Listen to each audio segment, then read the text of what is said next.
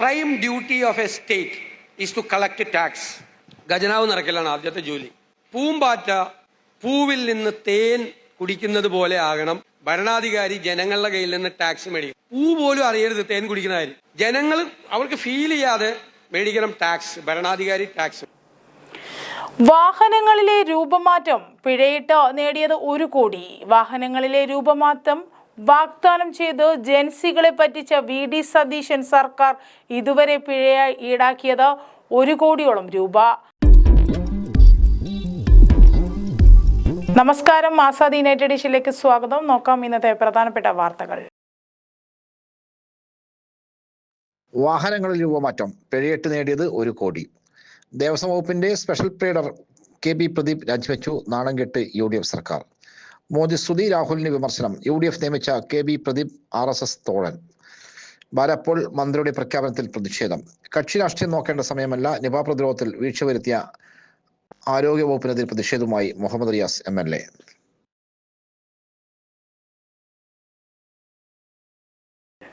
വിശദമായ വാർത്തകളിലേക്ക് കടക്കാം. വിവാദ നിയമനത്തിൽ വീണ്ടും നാണം കെട്ട UDF സർക്കാർ. ദേവസ്വം വകുപ്പിന്റെ സ്പെഷ്യൽ പ്ലീഡറായി നിയമിച്ച KB പ്രദീപ് രാജിവെച്ചു. മന്ത്രി സണ്ണി ജോസഫിന്റെ അളിയൻ ബെന്നി തോമസിനെ അഡീഷണൽ പ്രൈവറ്റ് സെക്രട്ടറി സ്ഥാനം രാജിവെപ്പിച്ചതിന് സമാനമായ രീതിയിലാണ് KB പ്രദീപിന്റെ രാജി. ശ്രീകോവിലിലെ വാതിൽ നിന്നും കട്ടിളപ്പടിയിൽ നിന്നും സ്വർണം വേർതിരിച്ചെടുത്ത ചെന്നൈയിലെ സ്മാർട്ട് ക്രിയേഷൻസിന്റെ CEO പങ്കജ് ഭണ്ഡാരിയുടെ അഭിഭാഷകനായ KB പ്രദീപിനെ ദേവസ്വം വകുപ്പിന്റെ സ്പെഷ്യൽ ഗവൺമെന്റ് ലീഡറായി സർക്കാർ നിയമിച്ചത് വൻ വിവാദമായിരുന്നു. മുഖ്യമന്ത്രി VD സതീശൻ നേരിട്ടാണ് ഇല്ലാത്ത തസ്തികയുണ്ടാക്കി നിയമനം നടത്തിയതെന്നാണ് ഇതേക്കുറിച്ച് ദേവസ്വം മന്ത്രി K മുരളീധരൻ പ്രതികരിച്ചത്. പ്രതിയുടെ ദൗർബല്യം അറിയുന്നയാൾ അഭിഭാഷകനാകുന്നത് നല്ലതല്ല എന്ന വിചിത്രവാദമാണ് മന്ത്രി ഉന്നയിച്ചത്. ഇതോടെ മുഖം രക്ഷിക്കാനായി സതീശൻ രാജി ആവശ്യപ്പെടുകയായിരുന്നു. മോദി സ്തുതി, രാഹുലിന് വിമർശനം. UDF നിയമിച്ച KB പ്രദീപ് RSS തോഴൻ. കേരളത്തിലെ UDF BJP അവിശുദ്ധ കൂട്ടുകെട്ടിന്റെ അവസാന ഉദാഹരണമാണ് KB പ്രദീപിന്റെ ദേവസ്വം വകുപ്പിലെ സ്പെഷ്യൽ ഗവൺമെന്റ് ലീഡർ നിയമനം. പ്രധാനമന്ത്രി നരേന്ദ്രമോദിയെ സ്തുതിക്കുകയും കോൺഗ്രസ് നേതാവ് രാഹുൽ ഗാന്ധിയെ പരസ്യമായി വിമർശിക്കുകയും ചെയ്ത പ്രദീപിനെയാണ് മുഖ്യമന്ത്രി VD സതീശനും കൂട്ടരും ഗവൺമെന്റ് ലീഡറായി നിയമിച്ചത്. തന്റെ സംഘപരിവാർ അനുകൂല നിലപാട് ഫേസ്ബുക്കിലൂടെ പരസ്യമാക്കിയ വ്യക്തിയാണ് KB പ്രദീപ്. നരേന്ദ്രമോദിയെയും BJP നേതാക്കളെയും പ്രകീർത്തിച്ചുകൊണ്ടുള്ള നിരവധി പോസ്റ്ററുകളാണ് പ്രദീപ് ഫേസ്ബുക്കിൽ പങ്കുവച്ചത്.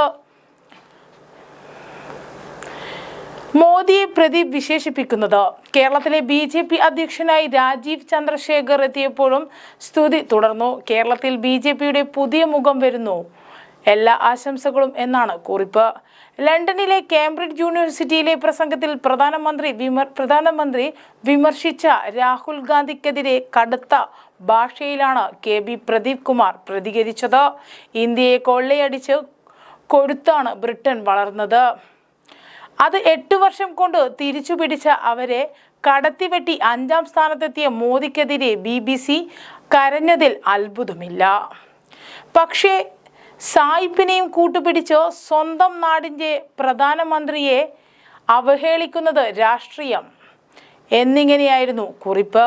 വിവാദ നിയമനത്തിൽ നാണം കെട്ട് KB പ്രദീപിനെ രാജിവെപ്പിച്ചെങ്കിലും VD സതീശന്റെ BJP ബന്ധമാണ് വീണ്ടും പുറത്തായത്. വാഹനങ്ങളിലെ രൂപമാറ്റം പിഴയിട്ട് നേടിയത് 1 കോടി. വാഹനങ്ങളിലെ രൂപമാറ്റം വാഗ്ദാനം ചെയ്ത് ജൻസികളെ പറ്റിച്ച VD സതീശൻ സർക്കാർ ഇതുവരെ പിഴയായി ഈടാക്കിയത് 1 കോടിയോളം രൂപ. വാഹനങ്ങളിലെ രൂപമാറ്റത്തിന് മേയിൽ 1528 പേരിൽ നിന്നായി 87 ലക്ഷം രൂപയും ഈ മാസം ഇതുവരെ 450 പേരിൽ നിന്നായി 12 ലക്ഷം രൂപയും പിഴ ഈട്ടതായി വിവരാവകാശ നിയമപ്രകാരം മോട്ടോർ വാഹന വകുപ്പ് നൽകിയ മറുപടിയിൽ വ്യക്തമാക്കുന്നു. വാഹനങ്ങളിൽ അപകടകരമായ രൂപമാറ്റം നടത്തുന്നത് പിഴ ചുമത്തേണ്ട കുറ്റമാണെങ്കിലും മോഹന വാഗ്ദാനം നൽകി പുതുതലമുറയെ വഞ്ചിച്ച് വോട്ട് നേടുകയായിരുന്നു സതീശന്റെ ലക്ഷ്യം.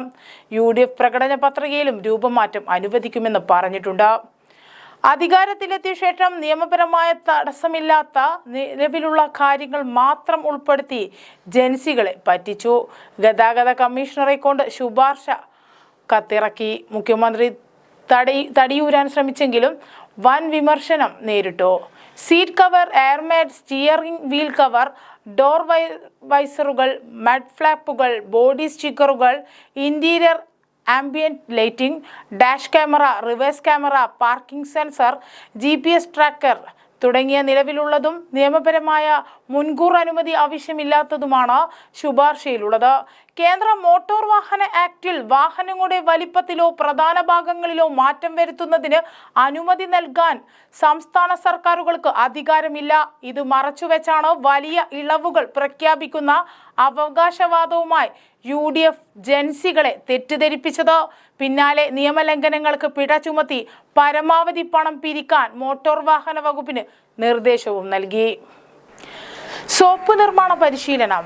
APJ അബ്ദുൽ കലാം ലൈബ്രറി വനിതാ വേദിയുടെ നേതൃത്വത്തിലുള്ള വെളിച്ചെണ്ണയിൽ നിർമ്മിക്കുന്ന സോപ്പ് നിർമ്മാണ പരിശീലനം happiness foundation vice chairperson VK Ashiyana Ashraf ഉദ്ഘാടനം ചെയ്തു. E. രഞ്ജിത്ത് അധ്യക്ഷനായി. രാജീവൻ കാട്ടാമ്പള്ളി സ്വാഗതവും ലൈബ്രറിയൻ C. വിജിന നന്ദിയും പറഞ്ഞു. രാജീവൻ കാട്ടാമ്പള്ളി ക്ലാസ് എടുത്തു. ആന്തൂർ സൂര്യകാന്തി എണ്ണ വിപണിയിൽ.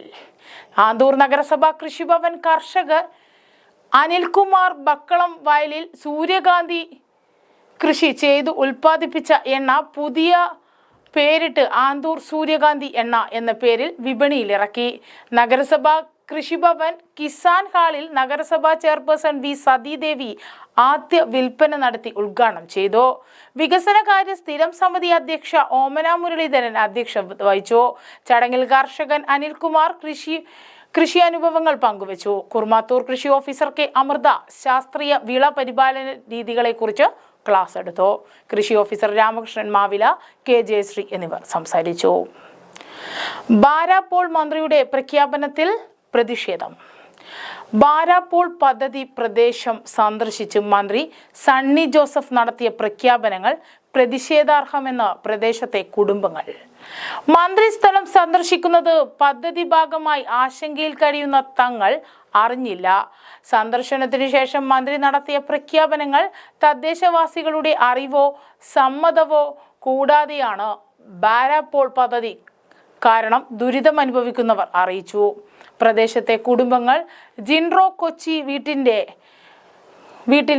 വീട്ടിൽ യോഗം ചേർന്ന് ഭാവി പ്രവർത്തനങ്ങളെ കുറിച്ച് ചർച്ച ചെയ്ത് കർമ്മസമിതി രൂപീകരിച്ചു. ഭാരവാഹികൾ പാലത്തിൻകടവ് വികാരി father John Paul, Poovathani Denny Nelliyani chairperson, Jinto Kochuveettil convener. Action committee നിർദ്ദേശങ്ങൾ. ബാരപ്പോൾ പദ്ധതിയിൽ വൈദ്യുതി ഉൽപാദനം പുനരാരംഭിക്കും മുൻപ് ആക്ഷൻ കമ്മിറ്റിയുടെ 4 നിർദ്ദേശങ്ങൾ നടപ്പാക്കണമെന്ന് കർമ്മസമിതി ഭാരവാഹികൾ ആവശ്യപ്പെട്ടു. ഇലവുങ്കൽ യക്ഷിക്കിന്റെ സ്ഥലത്തിന്റെ ഭാഗം മുതൽ പവർ ഹൗസ് വരെയുള്ള 1400 കിലോമീറ്റർ കനാൽ ഭാഗം പൂർണ്ണമായും പൊളിച്ചു നീക്കി കോൺക്രീറ്റ് പുനർനിർമ്മിക്കണം. ഇത് സാധിക്കില്ലെങ്കിൽ കനാലിന്റെ താഴെ താമസിക്കുന്ന മുഴുവൻ കുടുംബങ്ങളുടെയും വീടുകളും വസ്തുവകകളും അർഹമായ നഷ്ടപരിഹാരം നൽകിയും കുടുംബങ്ങളെ പുനരധിവസിപ്പിച്ചതിനും ശേഷം മാത്രം വൈദ്യുതി ഉൽപാദനം ആരംഭിക്കണം. 1400 കിലോമീറ്റർ കനാൽ പുനർനിർമ്മിക്കാതെ താൽക്കാലിക പ്രവൃത്തി നടത്തി വൈദ്യുതി ഉൽപ്പാദിപ്പിക്കാൻ കനാൽ വഴി വെള്ളം കടത്തിവിടാൻ അനുവദിക്കില്ലെന്നും ഈ ആവശ്യങ്ങൾ അംഗീകരിച്ചില്ലെങ്കിൽ ശക്തമായ പ്രക്ഷോഭത്തിനും നിയമ നടപടിക്കും നേതൃത്വം നൽകുമെന്നും കർമ്മസമിതി ഭാരവാഹികൾ അറിയിച്ചു. കക്ഷി രാഷ്ട്രീയം നോക്കണ്ട സമയമല്ല. നിപ പ്രതിരോധത്തിൽ വീഴ്ച വരുത്തിയ ആരോഗ്യവകുപ്പിനെതിരെ പ്രതിഷേധവുമായി മുഹമ്മദ് റിയാസ്. നിപ പ്രതിരോധ പ്രവർത്തനം ഏകോപിപ്പിക്കുന്നതിൽ സമ്പൂർണമായി പരാജയപ്പെട്ട ആരോഗ്യവകുപ്പിനെതിരെ MLA മുഹമ്മദ് റിയാസ്. പ്രതിരോധ പ്രവർത്തനത്തിന്റെ ഭാഗമാകാൻ സംസ്ഥാന ആരോഗ്യവകുപ്പ് അനുവദിക്കാത്തതിൽ MLA കോഴിക്കോട് നിപ കൺട്രോൾ റൂമിന് മുന്നിലിരുന്ന് പ്രതിഷേധിച്ചു. നിപ ജാഗ്രതയിൽ സംസ്ഥാന സർക്കാർ വൻ വീഴ്ച വരുത്തിയിരിക്കുന്ന സാഹചര്യത്തിൽ രോഗം സ്ഥിരീകരിച്ച പ്രദേശത്തുള്ളവരോട് MLA സംസാരിക്കാൻ പാടില്ല എന്ന നിലപാടിനെ ചോദ്യം ചെയ്താണ് റിയാസിന്റെ പ്രതിഷേധം. കൺട്രോൾ റൂമിന് മുന്നിലെത്തിയ MLA ഫോണിൽ കളക്ടറുമായി ബന്ധപ്പെട്ടു. കണ്ടെയ്ൻമെന്റ് സോണിലുള്ളവരെ ഫോണിൽ വിളിച്ച് ആശ്വസിപ്പിക്കണമെന്നാണ് മുൻ മന്ത്രി കൂടിയായ റിയാസ് ആവശ്യപ്പെട്ടിരിക്കുന്നത്. എന്നാൽ അതിന്റെ ആവശ്യമില്ല എന്നാണ് ആരോഗ്യവകുപ്പിൽ നിന്നും ലഭിച്ചിരിക്കുന്ന നിർദ്ദേശമെന്നാണ് കലക്ടർ പറയുന്നത് എന്ന് മുഹമ്മദ് റിയാസ് മാധ്യമങ്ങളോട് പറഞ്ഞു. ആരോഗ്യവകുപ്പിനൊപ്പം നിന്ന് കാര്യങ്ങൾ ഏകോപിപ്പിക്കാനാണ് ജനപ്രതിനിധികൾ ചെയ്യേണ്ടതെന്നും കണ്ടെയ്ൻമെന്റ് സോണിൽ കഴിയുന്നവർക്ക് ആത്മവിശ്വാസം നൽകേണ്ടത് കടമയാണെന്നും മുഹമ്മദ് റിയാസ് പറഞ്ഞു. മണ്ഡലത്തിലെ MLA ആയ താൻ കണ്ടെയ്ൻമെന്റ് സോണിലുള്ളവരെ വിളിച്ച് ആശ്വസിപ്പിച്ചാൽ എന്താണ് തെറ്റെന്നും ജനങ്ങളുടെ മാനസികാരോഗ്യത്തിൽ കക്ഷി രാഷ്ട്രീയം നോക്കേണ്ട കാര്യമുണ്ടോ എന്നും മുഹമ്മദ് റിയാസ് ചോദിച്ചു. വിസിറ്റിംഗ് പ്രൊഫസറെ പോലെ വന്നു പോകേണ്ട ആളാണോ ആരോഗ്യമന്ത്രി? കൺട്രോൾ റൂമിലെ പ്രവർത്തനങ്ങൾ മന്ദഗതിയിലാണ്. വിവരങ്ങൾ കൃത്യമായി കിട്ടുന്നില്ല. മന്ത്രിയും ജില്ലാ കളക്ടറും പറയുന്ന കണക്കുകൾ തമ്മിൽ വ്യത്യാസമുണ്ടെന്നും അദ്ദേഹം പറഞ്ഞു. ബംഗളൂരുവിൽ ബൈക്ക് അപകടം. 2 മലയാളി നഴ്സിംഗ് വിദ്യാർത്ഥികൾക്ക് ദാരുണാന്ത്യം. ഒരാൾ കണ്ണൂർ സ്വദേശി. ബംഗളൂരു കൊങ്കേരിയിലുണ്ടായ ബൈക്ക് അപകടത്തിൽ 2 മലയാളി നഴ്സിംഗ് വിദ്യാർത്ഥികൾക്ക് മരണപ്പെട്ടു. BGS കോളേജിൽ 4ാം വർഷ നഴ്സിംഗ് വിദ്യാർത്ഥികളായ എറണാകുളം മുളന്തുരുത്തി പെരുമ്പള്ളി എരുമേലിയിൽ വീട്ടിൽ ഗിരീഷ് കുമാറിന്റെ മകൻ ഗൗരി ശങ്കർ 22, കണ്ണൂർ ശ്രീകണ്ഠാപുരം സ്വദേശി അതുൽ CP 22 എന്നിവരാണ് മരിച്ചത്. കൊങ്കരയിലെ RR ഡെന്റൽ കോളേജിനടുത്ത് ശനിയാഴ്ച പുലർത്തെ 2 മണിയോടെയാണ് അപകടം. ഇരുവരും സഞ്ചരിച്ചിരുന്ന ബൈക്ക് നിയന്ത്രണം വിട്ട് സമീപത്തെ ഡിവൈഡറിൽ ഇടിക്കുകയായിരുന്നു. വിദ്യാർത്ഥികൾ മൈസൂരിൽ നിന്നും ബംഗളൂരിലേക്ക് വരികയായിരുന്നു. സംഭവ സ്ഥലത്ത് വെച്ച് ഇരുവരും മരണപ്പെട്ടു. മൃതദേഹം ആൾ ഇന്ത്യ KMCC ബംഗളൂരു പ്രവർത്തകരുടെ നേതൃത്വത്തിൽ രാജരാജേശ്വരി മെഡിക്കൽ കോളേജിൽ പോസ്റ്റ്മോർട്ടത്തിന് ശേഷം നാട്ടിലേക്ക് കൊണ്ടുപോയി. പിനാത്തറയിൽ കാർ ആക്രമിച്ച് സ്വർണവും 55 ലക്ഷം രൂപയും കവർന്ന കേസ് BJP നേതാവ് പിടിയിൽ.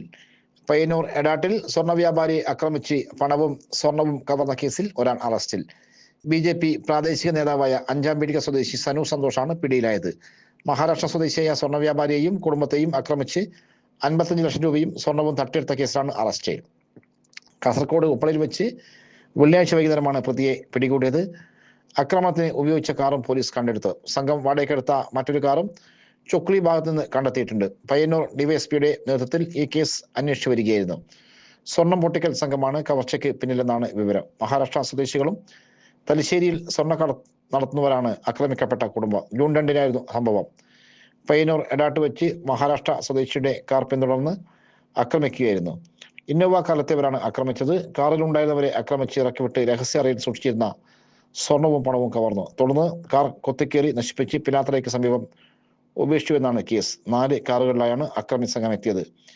കേസിലെ മറ്റു പ്രതികളെ കണ്ടെത്താനായി പോലീസിന്റെ നേതൃത്വത്തിൽ വിശദമായ അന്വേഷണം ആരംഭിച്ചിട്ടുണ്ട്. +1 ഒന്നാം അലോട്ട്മെന്റ് 15-ന്.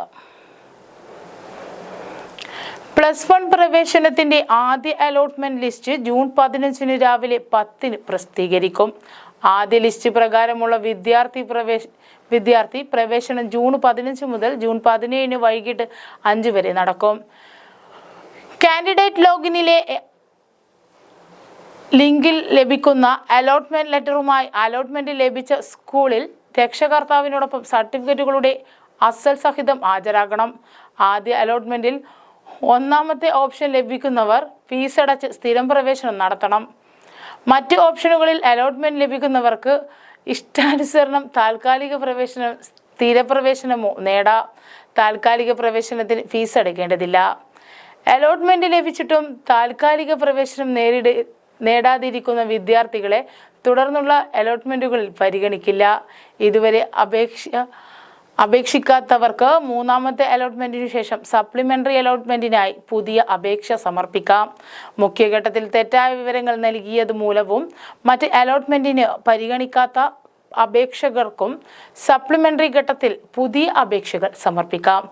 മോഡൽ റെസിഡൻഷ്യൽ സ്കൂളുകളിൽ പ്രവേശനത്തിന് അപേക്ഷിച്ചവരുടെ അലോട്ട്മെന്റിന്റെ റിസൾട്ട് ഇതോടൊപ്പം പ്രസിദ്ധീകരിക്കും. വിവരങ്ങൾക്ക് സൈറ്റ് വഴി സന്ദർശിക്കാം.